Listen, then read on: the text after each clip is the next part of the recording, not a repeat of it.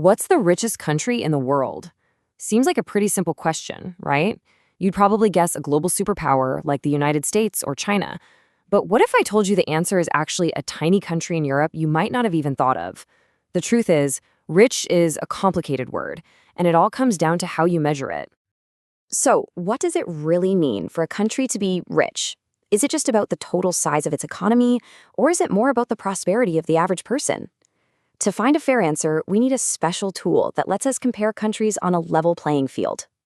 The main tool economists use is called GDP per capita, adjusted for purchasing power parity, or PPP. Okay, let's break that down. GDP per capita simply means a country's total economic output divided by its population. But the purchasing power part is absolutely crucial. It adjusts for the cost of living. Think of it this way. 100 rupees in Mumbai won't buy you the same amount of stuff as it would in a smaller town.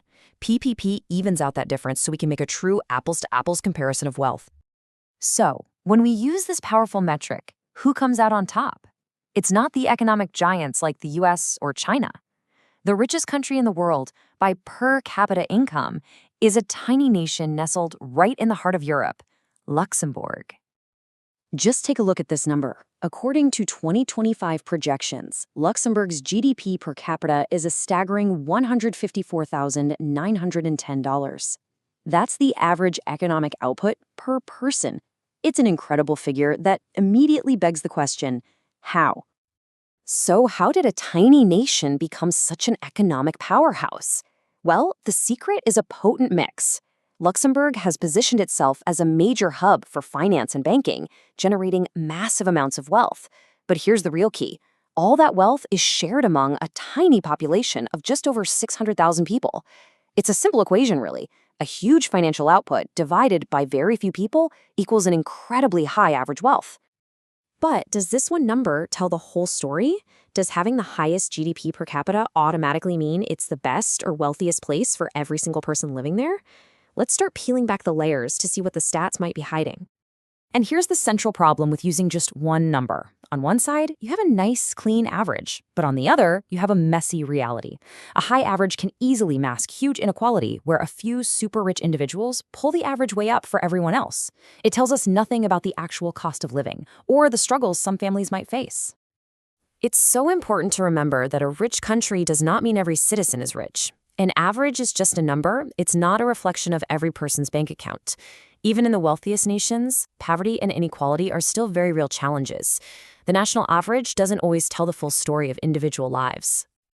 To really see how much population can affect this number, let's put Luxembourg's data into a bigger perspective. We're going to compare it to an economic giant with a massive population, India. Look at this comparison. The difference is just huge. On one side, you have Luxembourg at over $154,000. On the other, India's projected figure is $11,940. Now, this doesn't mean India's economy is small. In fact, it's one of the largest in the world. So why the massive gap? The reason for this huge difference is pretty straightforward. India is one of the world's biggest economies, a massive engine of economic output. But that output has to be divided among more than 1.4 billion people. It's the same principle as Luxembourg, just in reverse. A gigantic economy divided by a gigantic population leaves a much smaller slice of the pie for the average person. It's not about the size of the economy, it's about how many people share in it. This brings us right back to our original question. If a single number can be so misleading, then what does it truly mean for a country to be rich? Maybe it's time we broadened our definition.